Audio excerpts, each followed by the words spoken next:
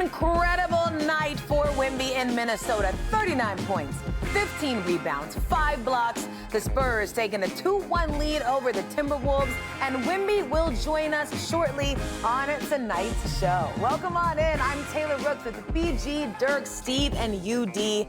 And it is another night that we are sitting here talking about the absolute brilliance of Victor Wembanyama. Watching him tonight was incredible. The way he willed his team to this win, Steve.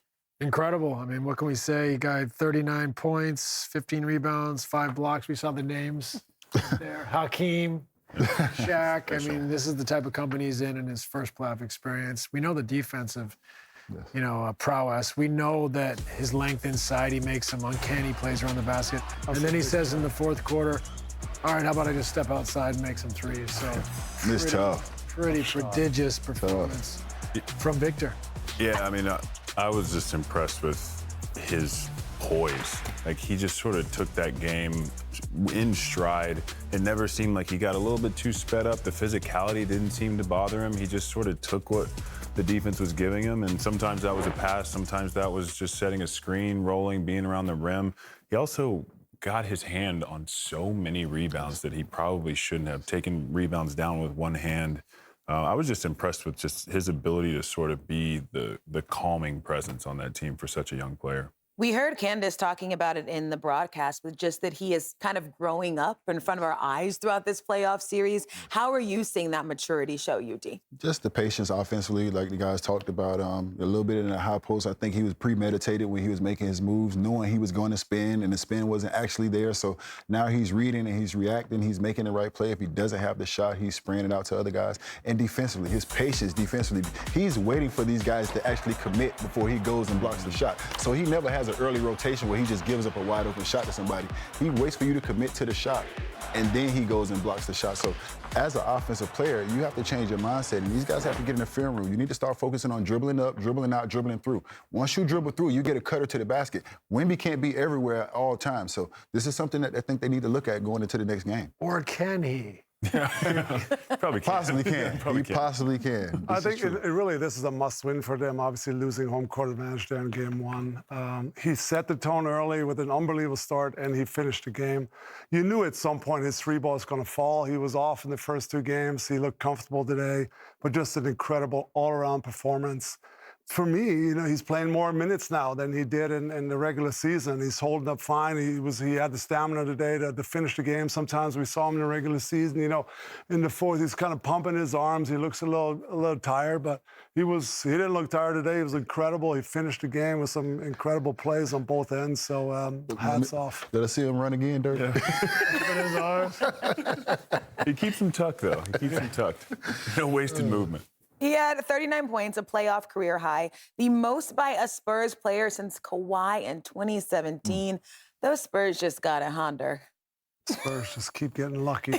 We're getting Timmy Duncan back then, right before I got in the league, and he was great for 20-something years, and now they got another game changer and franchise changer for the next decade plus. So. Yeah, I'm a little bit mad about it. You guys got the #1 pick last year. What are we doing? Cooper Fleck. Yep. This is Rookie of the year. This is true. This is true. Cold envelope. Now, Wemby is one thing, of course, but the future of the NBA is bright. We know they lost the game, but Anthony Edwards, also great performance in this one, BG.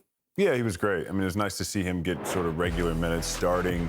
At times he looks good offensively. I think with the ball in his hand, he's going downhill, but it does seem like defensively he's moving a little bit gingerly. Could just be me, but I noticed certain times tonight. So it's definitely still affecting him, but I mean, to come out and have the performance that he did on what I guess he would call 60%, which I would have loved that 60%. But I mean, you're clearly seeing Minnesota just banged up. DiVincenzo's such a bright spot for them, and Io's probably not 100% as well. So it's tough. I mean, it's tough to go against the #2 team in the West and possibly the second best team in the NBA, not fully healthy. Yeah. I still like what the Spurs are doing with Ant. They're making it hard on him. They're trapping him sometimes up in half court. They're mixing it up. I mean, he was brilliant at 32 today, but really a hard 32. Took 26 shots. After the first quarter, he was 8 for 20 for only 19 points. And everything you saw there, two guys were around him. He had to float. He had to lean.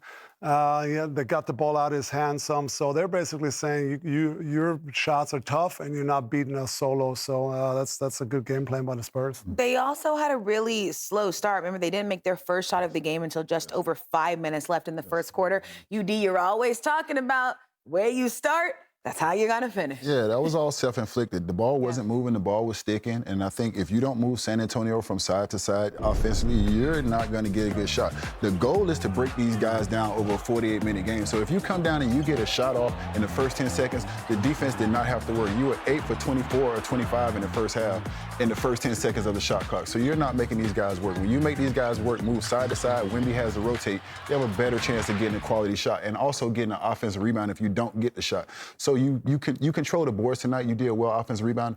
Where I would be concerned if I'm Minnesota is they're beating me at my own game. San Antonio is beating me at my own game. The last game, they had 58 points in the paint. This game, they had 46 points in the paint. Last game, you had 31 points in the paint. This game, you had 38. You've been leading the playoffs in point paint. So, yes, the Wemby impact is real right now. You have to figure out what you're going to do with that because that is your bread and butter. Tons of pressure on Ant. I mean, I know he's not 100%, but, like, he's the one guy that can get a quality shot time and time again. That's why they're blitzing him or soft trapping him, letting other guys get some space because Wemby's back there. So, you know, very tough task for him, especially coming off an injury. So we'll see how he holds up, see if they can squeeze one out at home here, because if they don't, I mean, obviously it's going to be back to the drawing board in the summer for this franchise. Yeah, and I agree. And in that instance, Julius Randle got to be a little better, you know. Yeah. He was incredible, I thought, as a finisher in game one, had some big baskets floating to the left. And today he was 3 for 12, just not cutting it with his second best player. And they're trapping Ant. So you need a little bit more out of him and really Jaden McDaniels, who was 5 for 20. I need him to dominate it is that matchup against Castle. When he has Castle down there, you got to dominate that. Yeah. All right, it's time now for Premium Player, presented by Patron. We welcome in Victor Wembanyama. Salut, ça va? Still locked in.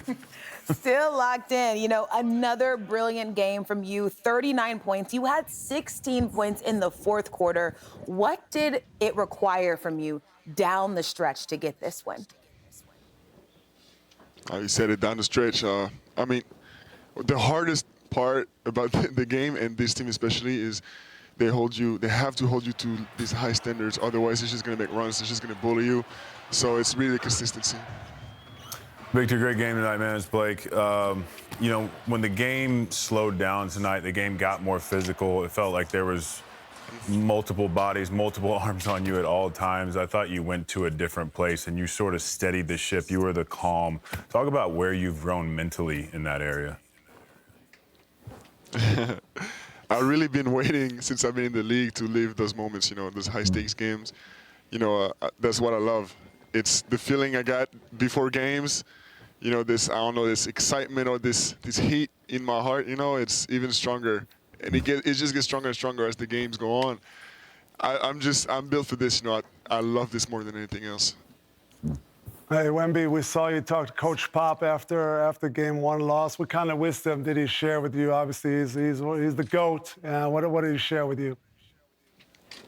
I speak to him every day, you know, before and after games, whether it's a quick text or a call. You know, he really emphasizes taking my time, you know, playing off 2 feet and not rushing really, because it's what they do. Wemby, great game tonight, man. UD here. Fox, your coach Mitch said some great things about Fox and what he means to this team. Can you just talk about like the leadership and what he does for you guys on the court, off the court, and just, you know, everything he brings to this team? He knows how to step up in the right moments for sure. And especially, you know, when I'm off the floor and he's not going to go in too many games with me, he holds the boat for everybody. Victor, the French are known for their taste. You know, art, architecture, food, wine. I have to. And I'm no exception. I wouldn't doubt you for 1 second, but I have to know, about your taste. Who do you have in the Champions League final, PSG or Arsenal? Oh, come on. PSG, of course. Oh, but finally, we it's have gonna be someone fun with taste around here. Let's go. It's going to be fun. At least PSG is going to make it somewhat fun. There you go. I love it. Because I know Arsenal ain't. This is true. This is true. You know, Wemby, it was so much fun to just watch you out there, the passion. I mean, you left home court, obviously, went into enemy territory, got the win against a very loud Minnesota crowd. Do you feel like you really thrive in these environments with the crowd against you? Yeah, I would say so. And here it's a good crowd. It's a good crowd. It's good atmosphere. And as the games go on, the fans are more ready, you know. Let me ask you one last thing, Wemby. Game one, you looked like you rushed a few things and you weren't quite patient. What changed from you from game one to game two and game three?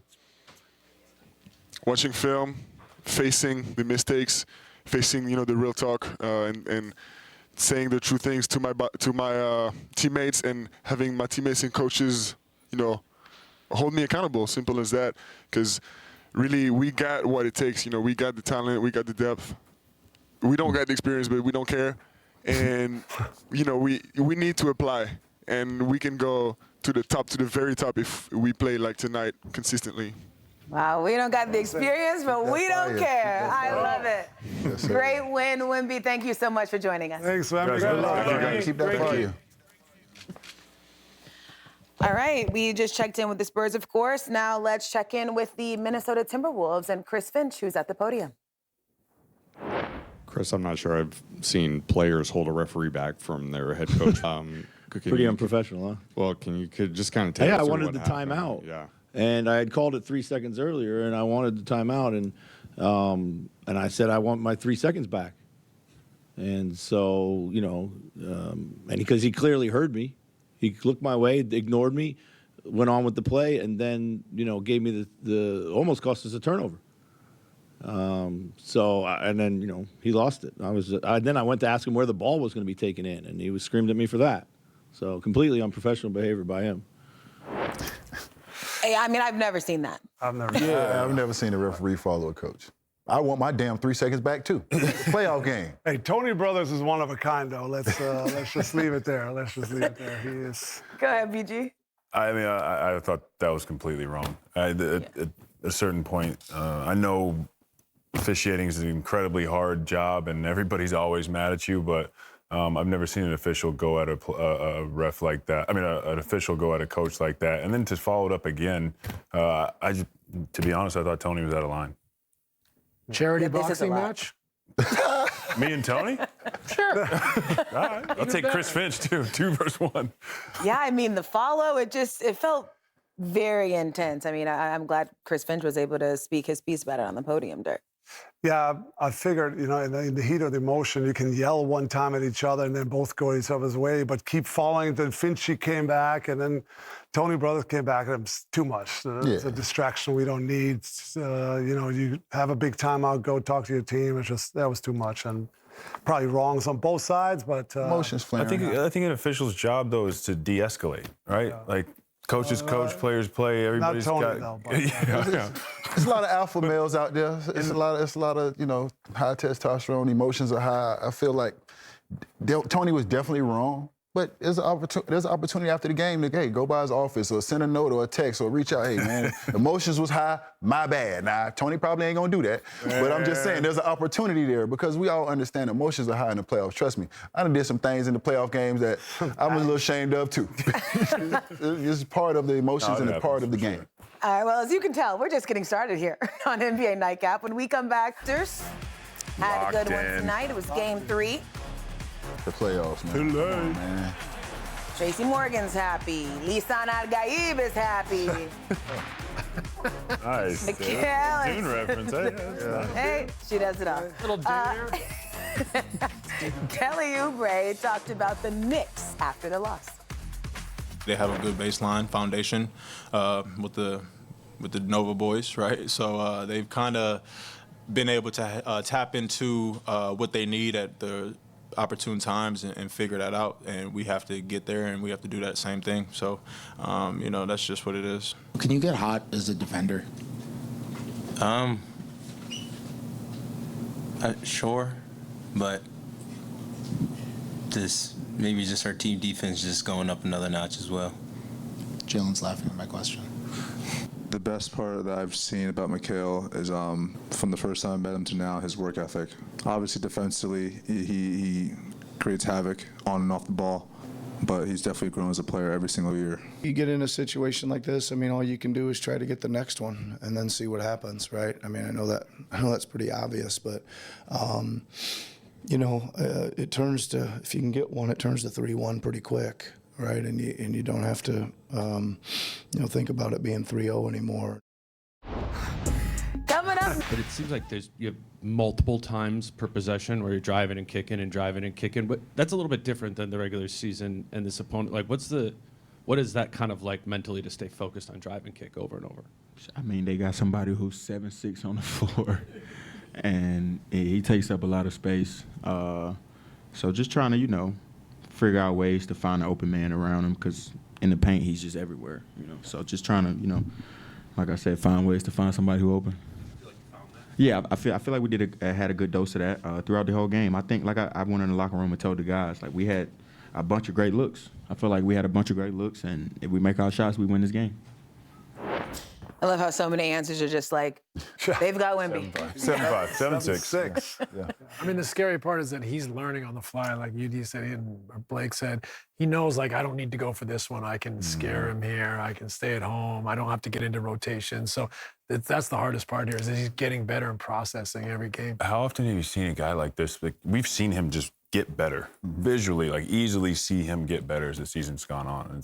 He was already really good. Yeah, I think the Wolves adjusted good, though. In the first quarter, I felt like they were pushing a little bit, and then they realized, okay, the corners are open, especially if, obviously, he was on Naz Reid or if he's on Randall. The corners are open. John Elliott says his teams with beautiful gowns. No one knows that, right? I mean, that's beautiful gown. San Antonio way. Enjoy each other's success. Great piece. Yeah. There you go. Nice way to put San a Antonio button way. on it, Enjoy one another's success. That's incredible. How they do. Thanks, UD. I appreciate it. All right, well, don't go anywhere, because you're not gonna want to miss what's next. Ooh, oh boy. What could that be? What is next? Hey. Are you guys nervous? Yes, I am. Yeah. I am totally nervous. What are we dugging from the crates? What are we dugging from the crates today? Whatever it is, we know you're not involved. It's us. More that we can do, but you guys played through it. You played through whether it was missed shots. Our offense early on felt a little bit like game 2, where there was a lot of money left on the table and points that looked like we felt like we were right there to get, and we just didn't convert for whatever reason. We'll continue to look at the tape and break it down, but the toughness and the togetherness you guys showed throughout the game was what got the job done. And that's a credit to everybody. The bench was great as well. It's a fine job.